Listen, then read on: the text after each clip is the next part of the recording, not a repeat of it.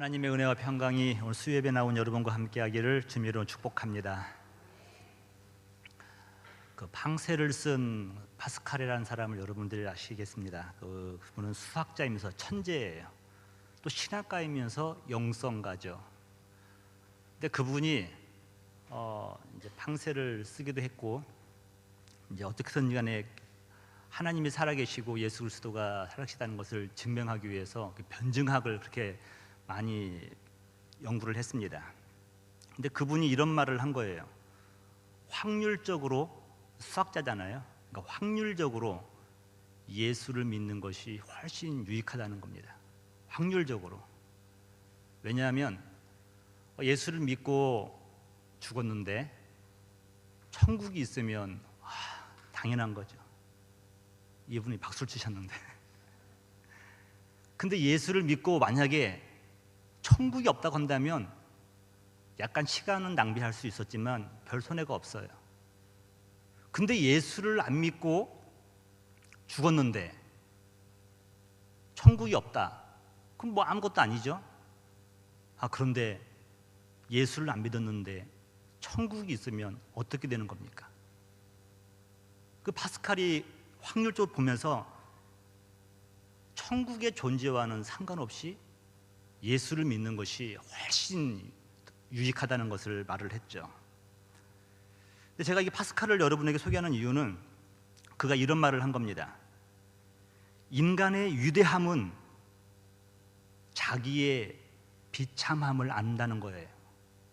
내가 얼마나 가련한 존재라는 것을 안다는 것이죠. 은혜의 출발점, 구원의 출발점은 나의 인생의 가련함을 깨달을 때부터 시작되는 겁니다. 잘 나가는 분들이 예수 믿기가 좀처럼 쉽지 않아요. 그럼 어떻게 우리 인생의 비참함을 알 수가 있습니까? 하나님 말씀이죠. 율법. 율법을 들으면, 하나님 말씀을 들으면 내가 죄인임을 알게 된다는 것입니다. 모세오경의 토라 5개죠. 그 중에 3번째가 레위기인데 지금 계속해서 레위기를 이제 16번째 해오고 있는데 어떤 분들이 그래요. 목사님, 도대체 이 말씀이 어떤 의미인지 잘 모르겠습니다 라고 말을 해요. 그럼 제가 그러죠. 저랑 비슷한 수준입니다. 저도 도대체 모르겠습니다. 또 어떤 분들은 그래요. 목사님, 레위기를 읽다 보니까 문득 목사님 말 생각나면서 레위기를 보면서도 잠이 안 오더라는 거예요. 그런 분도 계시더라고요. 레위기, 거룩함에 이르는 책입니다. 어떻게 죄인이 하나님의 존전 앞에 나갈 수 있는 것인가? 성경은 죄인이 스스로 하나님께 나아갈 길이 없다고 말을 하고 있습니다. 나의 착한 행실, 타종교를 믿는다 할지라도 하나님께 도달할 방법이 없는 거예요. 왜냐하면 죄의 값은 죽음, 사망이기 때문에 그렇죠.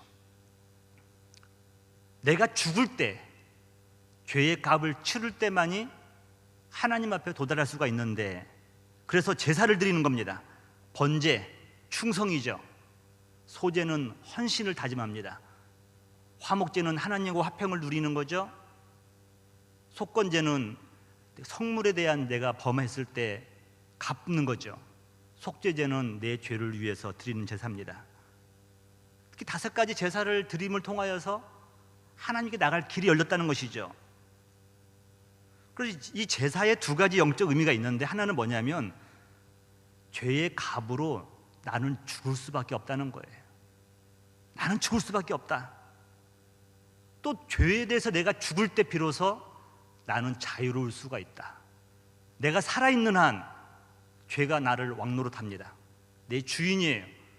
내가 죽는 순간 죄로부터 우리는 자유함을 얻을 수가 있는 거예요.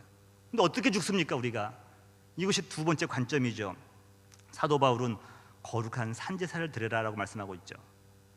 나를 대신하여서 죄 없는, 흠없는, 죄 없이 흠없는 동물이, 짐승이 대신 죽는 겁니다. 성경에서는 흠 없는 어린 양이라고 말씀하고 있어요. 나 대신 죄 없고 흠 없는 동물이 대신 죽었다는 것, 다른 말로 하면 갈보리 언덕에서 예수님이 나를 대신해서 죽으신 것이죠. 흠 없는 어린 양이에요. 그래서 여러분, 신앙생활의 키는 이거예요.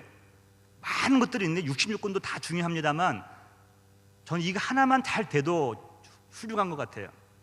갈라디아서 2장 20절인데 이제 내가 사는 것이 아니요 오직 내 안에 그리스도께서 사신 것이라. 이 고백이 여러분 고백되기를 주님의 이름으로 축복합니다. 내가 살아있는 한 부부가 하나 될 수가 없어요.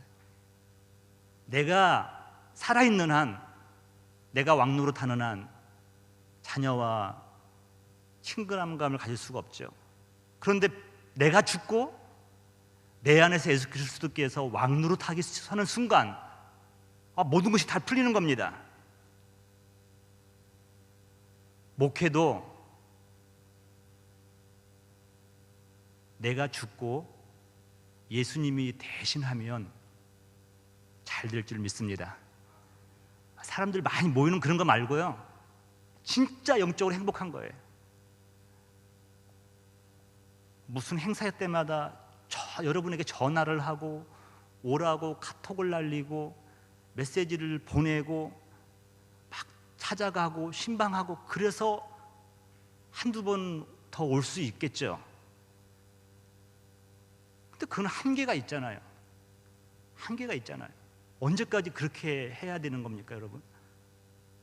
저는 이런 생각을 해봤어요. 찾아오게 하는 목회를 하자. 찾아오게 하자.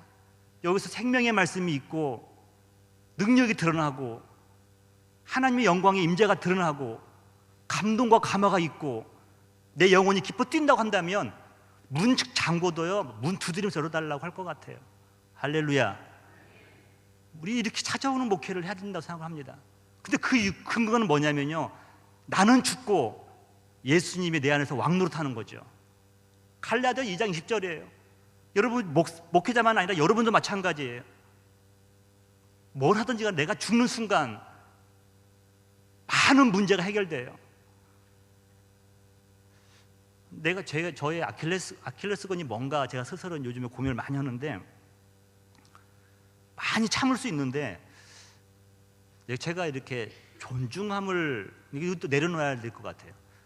존중함을 못 받는다라고 생각하는데 좀 저도 모르게 이렇게 업셋이 되더라고요. 이렇게 내가 존중함을 못 받는다, 내가 존중함을 못 받을 수도 있죠. 근데 그 부분이 제가 약하더라고요. 아니, 이게 저의 이제 하나님 앞에서 내려놓아야, 죽어야 될 부분이죠. 여러분, 남편이나 아내가, 가정이 제가 늘 말하지만 남편과 아내가 그리스도 예수 안에서 죽으면요, 가정천국이 이루어져요. 믿으십니까? 가정천국이 문제 없는 걸 말하는 거 아니에요. 자녀가 갑자기 모범생 되는 게 아니에요. 문제는 늘 있죠. 근데 이 문제를 통하여서 주님 만날 기회가 된다는 겁니다. 그래서 가정천국이에요. 레위기를 하면서 이제 오늘 본문을 보면은 유출병에 대해서 말씀하고 있습니다. 공동체의 전체적인 그런 메르스처럼 전염성은 없었는데도 불구하고 아주 안 좋은 영향력을 끼칠 수 있는 것이 유출병이었습니다. 접촉한 사람들과 물건과 자리, 옷 다 전염되는 겁니다. 근데 하나님께서 이 유출병을 말씀하시는 이유가 무엇인가? 참 이 내용이 좀 낯뜨겁잖아요. 아주 이렇게 넘어가고 싶은데 16장으로 가고 싶은 마음도 없잖아 있었는데, 근데 여러분들 언젠가는 한번 또 짚고 넘어갈 거잖아요. 이 말씀이니까. 이 레위기 15장에서 유출병에 대해서 얘기하는 이유가 뭡니까? 문란한 성생활에 대해서 경고를 하고 있는 거예요. 문란한 성생활. 여러분, 2절부터 한번 제가 볼게요. 2절, 이스라엘 자손에게 말하여 이르라. 누구든지 그의 몸에 유출병이 있으면 그냥 몸에서 안 좋은 피가 나오는 거죠. 고른 것들이 나온 거죠. 몸에서 흘리는 거예요. 그 유출병으로 말미암아 부정한 자라.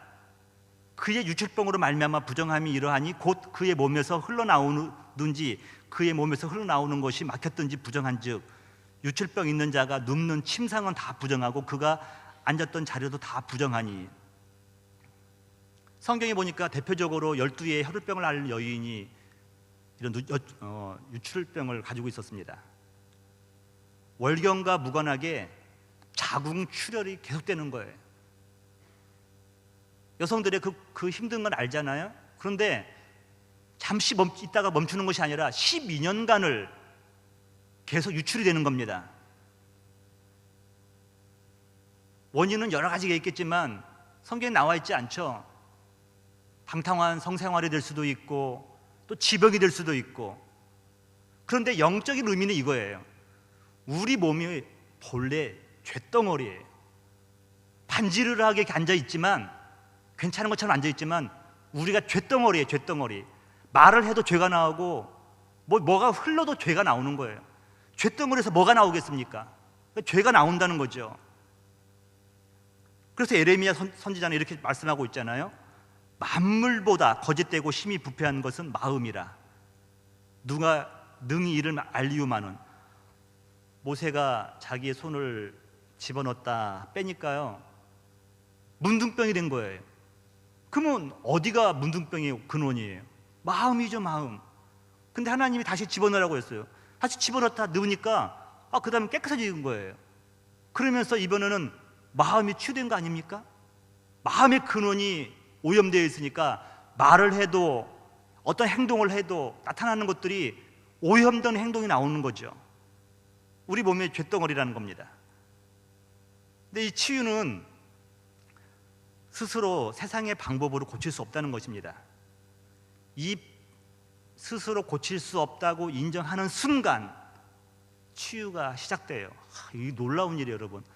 고칠 수 없어. 나는 불가능해. 나는 부정해. 나는 가능성이 없어. 인정하는 순간 치유가 시작된다는 거예요. 이 여인이 많은 의사에게 괴로움을 받았잖아요. 의사라잖아요. 의사. 많은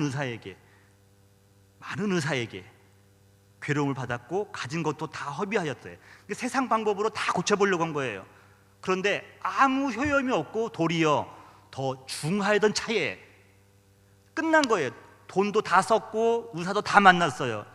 더 중하던 차에, 다른 말로 하면 더 이상 내가 이 병은 고칠 수가 없구나 인정하는 순간 예수에 대한 소문이 들리는 겁니다.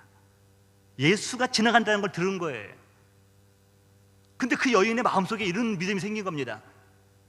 예수님의 옷자락만 잡아도, 옷자락만 만져도 나으리라고는 확신을 가지고 온 거죠. 여러분에게 우리가 영적으로 다 쇳덩어리요 혈루병 환자들인데 예수님의 옷자락, 능력의 옷자락, 능력의 독수리의 날개, 옷자락만 잡아도 나으리라고 하는 믿음이 있기를 주님으로 축복합니다. 내 옷자락만 나아도, 주의 옷자락만 잡아도 낫겠다고 하는 믿음이 있는 거예요. 놀라운 건 뭐냐면 이 여인이 예수님 앞에서 회개도 안 했어요. 또 예수님은 내 죄를 내가 알렸다 묻지도 않았어요. 단지 믿음으로 만지기만 했는데 근원이 고침받아 버렸어요. 능력의 중이죠. 나는 심각한 상태이며 고칠 수 없다, 이걸 인정하는 순간 은혜의 문이 열리는 줄 깨달으시기 바랍니다. 히브리서 10절에 보니까 이렇게 말씀하고 있어요. 그러므로 우리는 긍휼하심을 받고 때를 따라 돕는 은혜를 얻기 위하여 은혜의 보좌 앞에 담대히 나아갈 것이니라. 은혜의 보좌 앞으로 나오잖아요. 그런데 내가 죄인임을 깨달은 사람만 나올 수 있는 거예요. 한 영성가가 자신의 경험을 나누는데, 애리조나에 가보면 선인장이 애리조나의 그 상징이잖아요.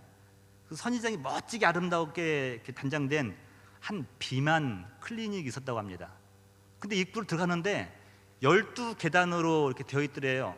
근데 첫 번째 딱 그 계단에 딱 들어가는 순간 첫 번째 문구가 이거예요.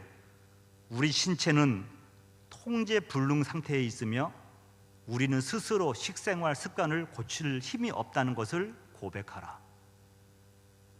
아니, 비만 클리닉을 들어가는데 첫 번째 단계가 뭐냐면 내 힘으로는 내 체중을 뺄 수도 없고 건강 관리를 할 수 없고 내 힘으로는 내 몸을 관리할 수 없다는 것을 인정하라는 거예요. 대부분의 사람들이 여러분 비만 스스로 해결할 수 있다고 생각하잖아요. 근데 여기 클리닉에서는 첫 번째 단계가 뭐냐면 네 스스로 할 수 없다는 것을 고백하라는 거예요. 그러면서 한 단계 한 단계 올라서 맨 마지막 단계는 뭐냐면 묘비명이에요. 나는 죽노라, 나는 죽노라. 그게 아니에요. 구체적으로 뭐가 죽었는지를 장사를 지내는 겁니다. 이런 문구가 있었다는 거예요. 여기 다른 사람과 친하게 지내는 것을 무서워하는 나의 두려움이 잠들다. 얼마나 구체적이에요. 담배, 초콜릿에 대한 집착을 여기에 묻다. 여러분 죽을 때 여러분 나는 죽었습니다. 안 죽었다는 거예요, 여러분. 뭐가 죽었는지 말해야 돼요. 왜 죽으려고 합니까? 내 죽지 못한 것이 있기 때문에 죽는다는 거예요. 이분은 담배와 초콜릿에 대한 유혹이 있기 때문에 그것을 죽는다고 하잖아요. 어떤 사람은 그래요. 나의 식탐은 죽었다. 음식을 보면은 탐이 생기는 겁니다. 어떤 분은 자기 훈련의 부족과 나의 통제 능력 부족이 죽었다는 것입니다. 또 거짓말하는 습관도 있었대요. 물만 먹어도 살찐다. 거짓말하는 습관이라는 거죠. 물만 먹어도 살찌나요? 어쨌든 거기에 그런 무덤이 이렇게 있다는 겁니다. 첫 번째, 어쨌든 자신의 죄성, 죄인임을 인정하는 것이 고침받는 첫 번째 걸음이라는 거예요. 자신의 심각한 상태가 무엇인지를 인정하고 나의 어떤 점이 죽었는가, 죽어야 하는가, 그것을 구체적으로 말했다는 것이죠. 여러분, 부정한 것은 전염이 강합니다. 부정한 생각. 여러분, 일반적으로 스티븐 코비가 그러잖아요. 생각은 행동을 낳고 행동은 습관을 낳고 습관은 우리의 운명을 좌지우지하는데, 좋은 쪽만 그런 것도 있지만 나쁜 쪽도 마찬가지예요. 나쁜 생각은요 나쁜 행동을 만들어내요. 나쁜 행동은 나쁜 습관을 만들어내고 나쁜 습관은 또 나가서 나의 운명을 망가뜨려 버리잖아요. 그래서 운명이 좀 이상하지만 데스티네이션이에요. 그러니까 하나님의 예정이죠. 이 부정한 사람과 저촉한 사람은 의자나 침상이나 안장이나 다 부정하다는 거예요. 하나님은 이스라엘 백성들을 한 지체로 보셔요. 한 유기체로 보셔요. 한 사람의 죄악이 한 사람의 고통으로 끝난 적이 별로 없어요. 아간 한 사람의 죄악이 이스라엘 백성들이 36명이나 죽고 수많은 사람들이 엎드려 자복하게 만들었잖아요.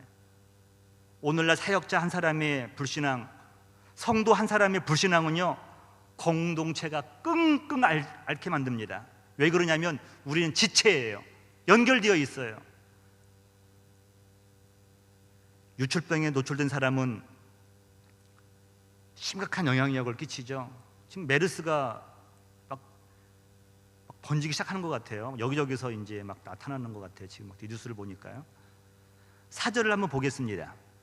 유출병이 있는 자가 눕는 침상은 다 부정하고 그가 앉았던 자리도 부정하니 그의 침상에 접촉하는 자는 그의 옷을 빨고 물로 몸을 씻을 것이며 저녁까지 부정하리라. 6절, 유출병이 있는 자가 앉았던 자리에 앉은 자는 그의 옷을 빨고 물로 씻을 것이요 저녁까지 부정하리라. 7절, 유출병이 있는 자의 몸에 접촉하는 자는 그의 옷을 빨고 물로 몸을 씻을 것이며 저녁까지 부정하리라. 8절, 유출병이 있는 자가 정한 자에게 침을 뱉으면 정한 자는 그의 옷을 빨고 물로 몸을 씻을 것이며 저녁까지 부정하리라. 9절, 유출병 있는 자가 탔던 안장은 다 부정하며 그의 몸 아래에 닿았던 것에 접촉한 자는 다 저녁까지 부정하며 그런 것을 옮기는 자는 그의 옷을 빨고 물로 몸을 씻을 것이며 저녁까지 부정하리라. 유출병이 있는 자가 물로 그의 손을 씻지 아니하고 아무든지 만지면 그 자는 그의 옷을 빨고 물로 몸을 씻을 것이며 저녁까지 부정하리라. 12절, 유출병 있는 자가 만진 질그릇은 깨트려 버리고 나무 그릇은 다 물로 씻을지니라. 13절, 유출병 있는 자는 그의 유출이 깨끗해지거든 그가 정결하게 되기 위하여 이레를 센 후에 옷을 빨고 흐르는 물에 그의 몸을 씻을 것이라. 그러면 그가 정하리니. 여러분, 유출병에 노출된 사람의 특징이 뭡니까? 첫 번째가 뭐냐면 옷과 몸을 물로 씻어야 된다는 거예요. 맑은 물로 씻으라는 거. 맑은 물은 여러분들이 마시는 생수가 맑은 물이 아니에요. 다른 말로 하면 이 맑은 물은 정결하게 하는 물이에요. 별명이 정결하게 하는 물이에요. 민수기 19장 17절을 한번 보겠습니다. 그 부정한 자를 위하여 죄를 깨끗하게 하려고 불사른 재를 가져다가, 여러분 붉은 암소를 송아지를 데려다가 제사장이 번제를 드리면서 다 태웁니다. 태우고 나면 그 재가 남거든요. 붉은 암소예요. 그 붉은 암소의 재를 갖다가 말하는 거예요. 그 불사른 재를 가져다가 흐르는 물과 함께 그릇에 담아라. 그러니까 뭐 잿물을 만드는 거예요. 잿물. 맑은 물이라고 이름은 하지만 그 물은 오늘날 말하면 뭐 재와 물이 섞여 있는 거죠. 20절 볼게요. 사람이 부정하고도 자신을 정결하게 하지 아니하면 여호와의 성소를 더럽힘으로. 여러분, 우리가 세상에 있는 죄를 가지고서 이 성전에 들어오는 순간, 여러분 들어오시면서 우리는 항상 무슨 기도하죠? 주님, 우리가 알고도 지은지 모르고도 지은데 예수님의 보혈로 씻어 주시옵소서. 예배드리기 합당한 심령이 되게 하여 주옵소서.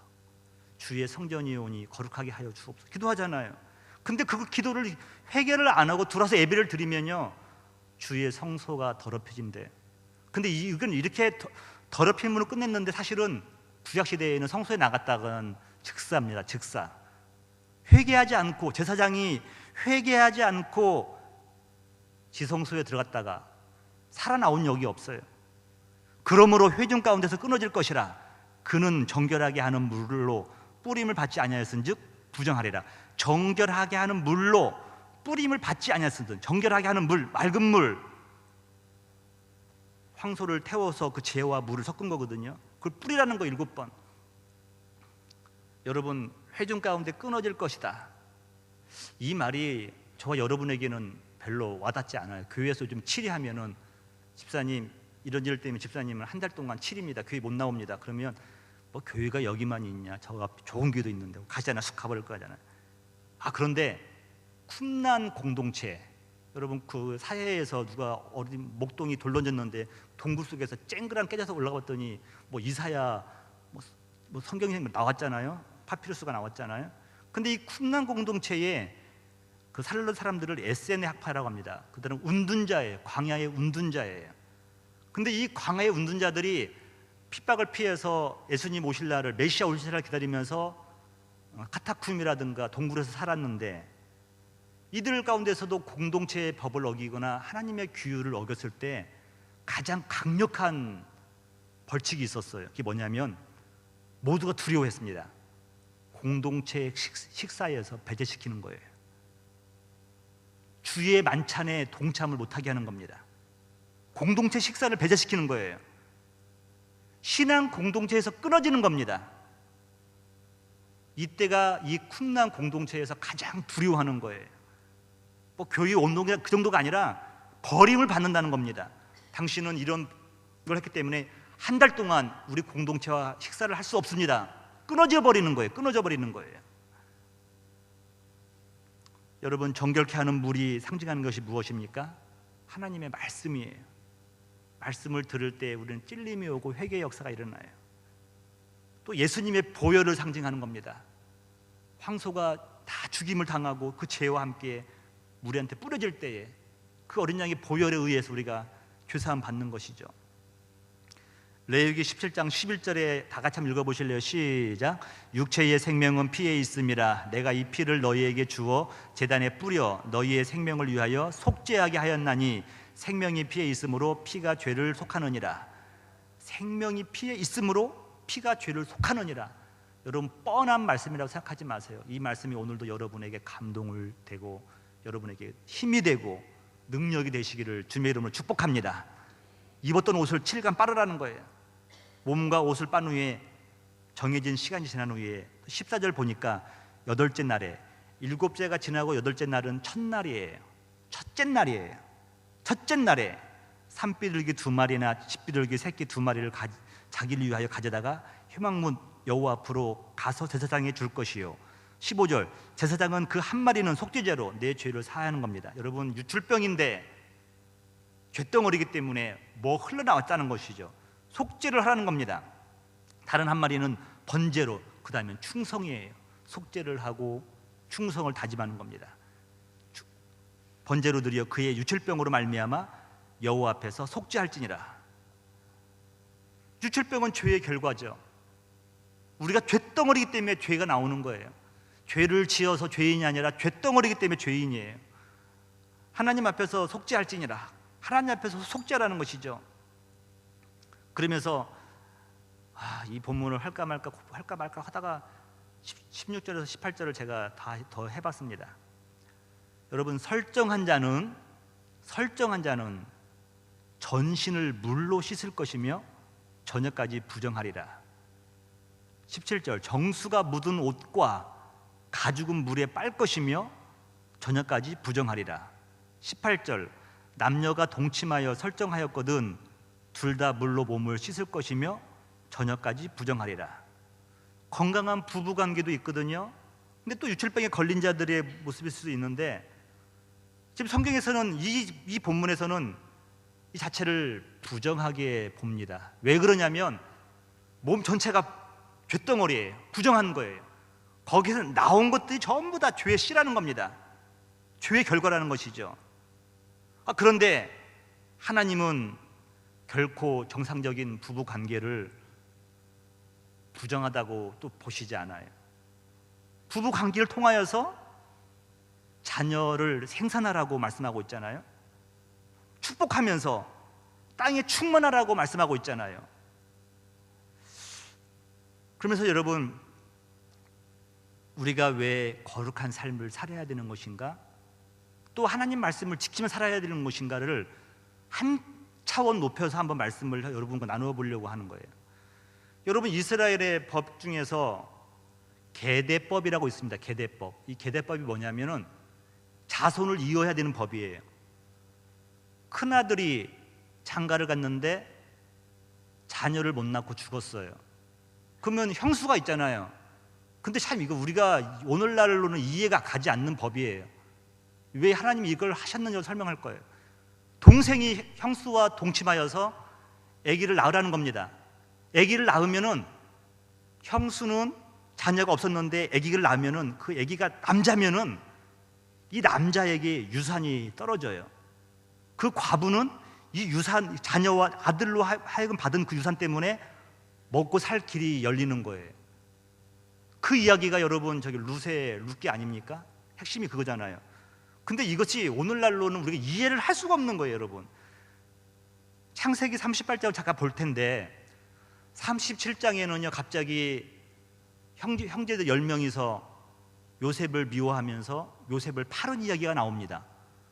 39장에는 팔린 요셉이 보디발의 집에서 충성했다는 얘기가 나와요. 근데 충성했다. 근데 이 이야기가 37장에서 39장으로 딱 연결되는데 갑자기 이 사이에 뭐가 있겠어요? 38장이 탁 끼어들어간 거예요. 그러니까 38장을 성경에서 지워도 전혀 손색이 없어요. 성경이 왜 37장과 39장 사이에 38장을 왜 집어넣었을까? 그걸 한번 보려고 하는 겁니다. 6절입니다. 유다가 장자 예를 위하여, 큰아들이죠, 아내를 데려오니 그의 이름은 다말이었더라. 근데 유다의 장자 예리 여호와 보시기에 악함으로, 여러분 밑줄 한번 그어보세요. 여호와 보시기에 악함으로 뭐가 악했을까? 여러분 잘 보세요. 왜 뭐가 하나님 악하다고 했을까? 여호와께서 그를 죽이신지라. 죽여버렸어요.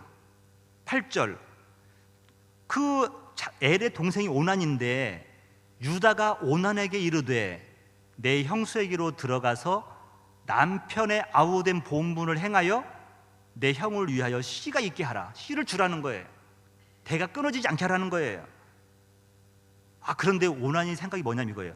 오난이 그 씨가 자기 것이 되지 않을 줄 알므로 자기가 씨를 뿌렸는데 형의 씨가 되는 거예요. 이게 계대법이에요. 이거 이해는 할 수 있겠습니까, 여러분? 오늘날에 참 이거 왜 이렇게 형수에게 들었을 때 자기 형의 씨를 주지 아니하려고, 그 다음에 뭐냐, 땅에 설정함에 형수의 몸에다 한 것이 아니라 땅에 설정했다는 거예요. 10절, 그 일이 무엇을 그세요? 여호와 보시기에 악함으로. 여러분, 예리 여호와 보시기에 악함과 오난이 보시기에 악한 거하고 똑같은 거예요. 엘이 다말에게 씨를 주지를 않은 겁니다. 여러분, 이 이야기가 어디까지 연결되냐면요, 사마리아 우물가에 만난 여인이 너 남편 몇 명이냐? 5명 아니냐? 그 여성이 하는 말이 남편이 5명이라고 말을 하니까, 근데 예수님 뭐라고 하냐면 남편이 아니라고 그래요. 남편의 의무는 뭐냐면 이 히브리적 사고에서는요, 씨를 주어서 자녀를 생산케 하는 게 남편이에요. 그래서 그 여인으로 하여금 유산을 받아서 살아가기도 하는 게 만드는 게 남편의 복무라는 겁니다. 근데 여러분, 오난이 그 씨를 뿌려봤자 내 것이 안 되니까 땅에다 설정해 버렸어요. 근데 하나님 보시기에 악하니까 오난도 확 죽여버립니다. 그래서 여러분, 오나니즘이 이거예요. 오나니즘이 씨를 밖에다 뿌리는 거죠. 10절, 그 일이 여호와 보시기에 악함으로 여호와께서 그도 죽이니. 11절, 유다가 그의 며느리 다말에게 이르되 넌 수절하고 내 아버지 집에 있어 내 아들 셀라가, 셋째죠, 셀라가 장성하게 기다리라 하니 셀라도 그 형들 같이 죽을까 염려함이라. 다말이 가서 그의 아버지 집에 있더라. 근데 셀라가 컸는데 자기 방에 안 들이는 거예요. 다말이 창기처럼 해가지고 시아버지를 꼬셔가지고 하룻밤을 지냈다. 씨를 받았다. 나중에 다말이 배가 불러오는 겁니다. 그를 추궁하는 거죠. 추궁할 때 자기의 씨의 인자를 딱 보니까 자기가 준 증표를 내미는 거예요. 그때 유다가 이런 고백을 해요. 26절이에요. 유다가 그것들을 알아보고 이르되 그는 나보다 옳도다. 다른 성경은 의롭도다. 나보다 의롭도다. 여러분, 저는 이 성경 보면서 깜짝 놀랐어요. 시아버지를 속여가지고 했는데 그는 나보다 옳도다. 내가 그를 내 아들 셀라에게 주지 아니하였으므로다 하고 다시는 그를 가까이 하지 아니하였더라. 해산할 때 쌍태를 낳는데 29절 보니까 그의 이름을 하나는 베레스라 불렀고 다른 애는 셀라라 불렀다. 여러분, 이렇게 우리가 지금 있어서도 안 될, 신문에 나오지도 않을 내용들이에요. 이것은 너무나 이건 말도 안 되기 때문에. 근데 이런 일들이 왜 성경에 기록됐을까? 하나는 팩트예요. 사실이기 때문에 그래요. 또 하나는 영적인 굉장한 의미가 있죠. 율법, 계대법은 뭡니까 여러분? 자녀를 낳으라는 거예요. 끊어지지 않게 해라. 여러분, 유다가 애를 낳았는데 에리에서 다말이 아기를 못 낳으면은 어떠한 심각한 일이 생기는지 아십니까? 그게 마태복음 1장에 나와 있어요. 언제 기회 되면 마태복음 한 1장 한번 해볼게요. 1장 3절 볼게요. 자, 제가 이 본 보면서 막 가슴이 전율이 오더라고요. 유다는 며느리 다말에게서, 유다는 며느리 다말에게서 베레스와 세라를 낳고, 베레스는 헤스론을 낳고, 헤스론은 람을 낳고, 람은 아미나답을 낳고, 아미나답은 나손을 낳고, 나손은 살몬을 낳고, 살몬이 보아스의 아버지죠. 살몬은 기생 나합에게서 보아스를 낳고, 보아스는 롯에게서 오벳을 낳고, 오벳은 이새를 낳고, 이새는 다윗을 낳고. 여러분, 이 계대법, 율법이 뭐냐면요, 깨달았어요? 그리스도가 오는 통로를 만드는 거예요. 여기서 끊어져 버리면 그리스도 온 통로가 없어지는 겁니다. 왜 엘이 하나님 여호와 보시기 악합니까? 자녀 못 낳은 사람들 많잖아요. 동생이 자기 씨가 아니니까 안 줄 수도 있잖아요. 근데 왜 하나님 보시기 악합니까? 그리스도가 오는 통로를 끊어버리기 때문에 그러는 거예요. 제가 설명하는 이유는, 포커스는 이거예요.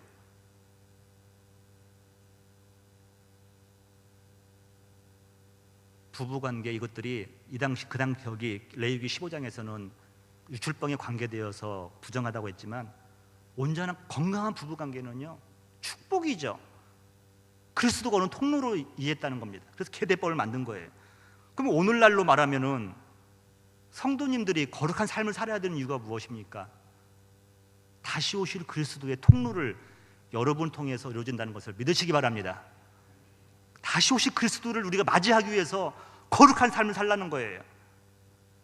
그러나 여러분, 거룩한 삶이 만만치가 않죠. C.S. 루이스가 최고의 지성인 중에 한 명 아닙니까? 근데 그가 하는 말이 뭐냐면, 개종한 이후에 새로운 마음으로 살아간다는 것 이외에 달라진 것이 없다. 여러분, 우리가 예수를 이 안에 계신 여러분들과 바깥에 계신 분들이 차이가 뭘까요, 여러분? 새로운 마음으로 회개하며 자복하는 것 이외에는 뭐가 다릅니까, 여러분? 우리도요, 이윤 더 얻기 위해서 냉정하게 굴 때도 있잖아요. 죄송합니다만 여러분, 그러지 않게 됐지만 어떻게 정직하게 다 세금 내고 살아야죠. 근데 살 수가 있겠나요, 여러분? 어떻게 살겠습니까, 여러분? 그 C.S. 루이스가 그러잖아요. 개종한 이후에 새로운 마음으로, 회개하는 마음으로, 자복하는 마음으로 살아간다는 것 이외에 내 삶은 달라진 것이 없다는 거예요. 여러분, 크리스찬이 된다는 것은 뭡니까? 내가 다윗을 얘기하시면서 최고의 극치에서 하나님을 찬양하는 다윗과 밧세바를 범한 후에 땅바닥에 일주일 동안 엎드리는 다윗의 모습은 같아요. 하나님 보시기에. 왜냐하면 하나는 거룩한 모습이, 하나는 죄인의 모습인데도 불구하고 다윗은 항상 어떤 상황이든지 간에 하나님과 연관지어서 자기의 삶을 해석했다는 겁니다. 여러분, 오해하지 말 거 이거예요. 우리가 하나님 앞에 나가기 전에 내 모든 죄를 다 해결해야 된다고 생각하지 마세요. 하나님 만나고 그리스도 만난 사람이 비로소 내 인생의 문제, 죄의 문제가 해결될 수 있다는 것을 믿으시기 바랍니다. 하나님 만나고 나서 문제 해결받는 거지, 만나기 전에 해결받은 사람 아무도 없어요. 그래서 여러분, 어떤 영성가 이렇게 말합니다. 기도는 무능력으로부터 생겨난다. 무능력함을 알아라는 거예요. 그렇지 않으면 기도할 필요가 없다는 거예요. 기도할 필요가 없다는 거예요. 성결한 삶의 출발점이 아이러니하게도 내 안에 성결한 삶을 살고자 하는 열망도 없음을 고백하는 순간, 나는 그런 능력이 없다는 것을 인정하는 순간, 나는 부정한 사람이라는 것을 고백하는 순간, 성결한 삶을 향해 첫걸음이라는 것을 믿으시기 바랍니다. 쉽게 말하면 이거예요. 나는 죄덩어리입니다, 주님. 이렇게 기도하는 순간 주님은 여러분에게 한 발짝 더 가까이 온다는 것을 믿으시기 바랍니다. 주여, 나를 긍휼히 여겨 주옵소서. 오늘 여러분의 고백되기를 바랍니다.